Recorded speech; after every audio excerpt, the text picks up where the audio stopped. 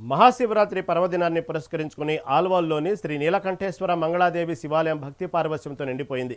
ఈ సందర్భంగా శివభక్తుల కోసం Suresh electricals, AVM washing centre మరియు స్థానిక భక్తుల ఆధ్వర్యంలో భారీ అన్నప్రసాద వితరణ కార్యక్రమం నిర్వహించారు. గత 13 ఏళ్లుగా ఈ సేవా కార్యక్రమాన్ని నిరంతరాయంగా కొనసాగిస్తున్నామని నిర్వాహకులు తెలిపారు. సుమారు 1500 మందికి పైగా భక్తులు ఈ ప్రసాదాన్ని స్వీకరించారు. భక్తుల సౌకర్యార్థం ఆలయ ప్రాంగణంలో ప్రత్యేక ఏర్పాట్లు చేసి ఆధ్యాత్మిక వాతావరణంలో ఈ కార్యక్రమాన్ని దిగ్విజయంగా పూర్తి చేశారు. నివాసిని నాది ఇక్కడ కిరాణా జనరల్ స్టోర్ ఉన్నది.